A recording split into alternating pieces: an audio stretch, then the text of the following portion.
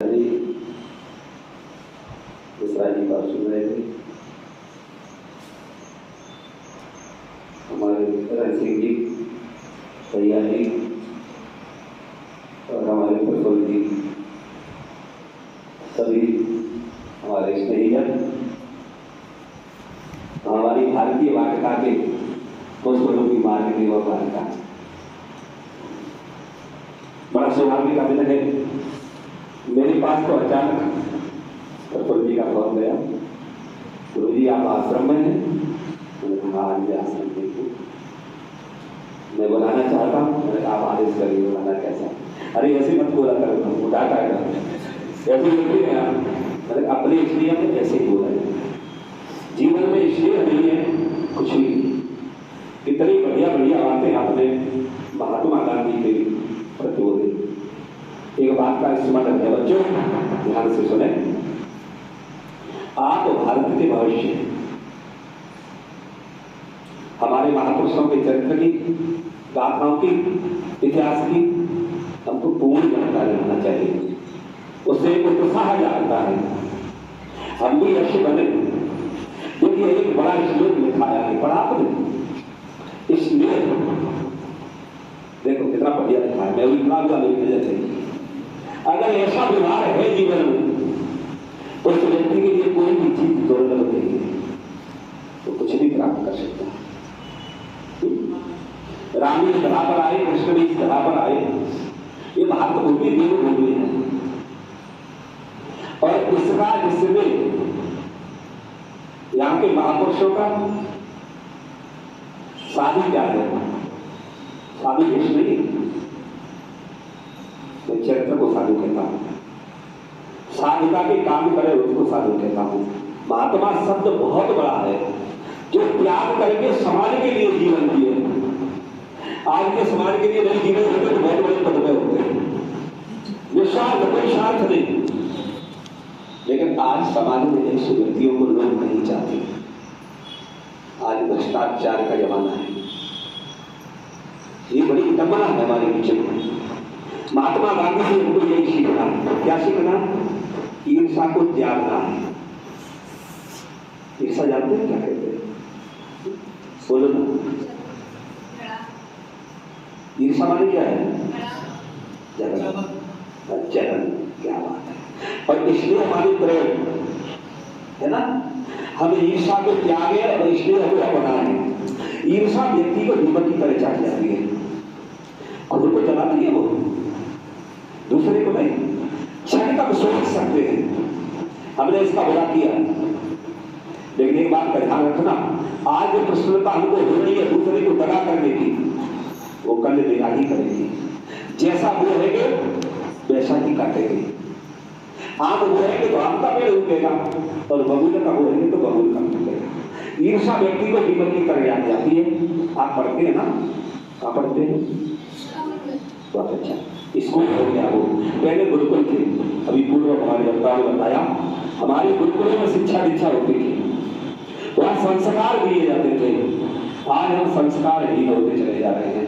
हम संस्कारों को सीखें और हमारे महात्मा गांधी से सीखने का ईर्षा नहीं करेंगे। आज उनकी जयंती में हमें संकल्प लेकर के जाएंगे कि हम ईर्षा नहीं करेंगे किसी से। कोई व्यक्ति आगे बढ़ रहा है उनको सहयोग करेंगे, हम भी वैसा बनने का प्रयास करेंगे। देखिए बेटे एक बात बता दें, इस समय नदी की धारा है, इसमें सब बह जाया करते हैं। कुछ लोग ही ऐसे होते हैं वो इतिहास बनाया करते हैं, कुछ लोग पैदा होते हैं। लेकिन नहीं, कर्म आप करेंगे तो आप भी बन जाएंगे। आप विद्यार्थी हैं, 3 चीजों का ध्यान रखना, माता पिता गुरु, तीनों को भगवान मानना। प्रदान की आज गांधी जयंती पर एक दिन खुद ही महान बन जाओगे। इन 2-3 की बात को कभी टालना मत। प्रथम गुरु मां है, फिर पिता है, गुरु तो बाद में होता है।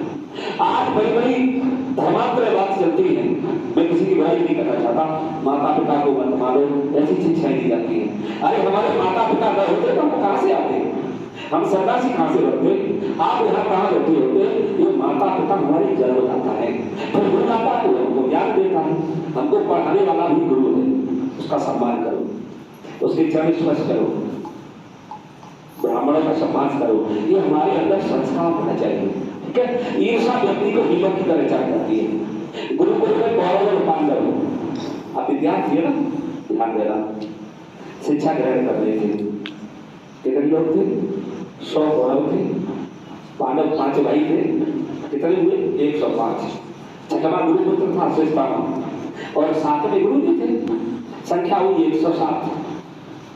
एक दिन अश्वत्थामा को ईर्षा हो गई और गुरु बड़ा प्रश्न कर दिया, पुत्र तो मैं हूं, तुम्हारा प्रेम तुम अर्जुन से ज्यादा करते हो।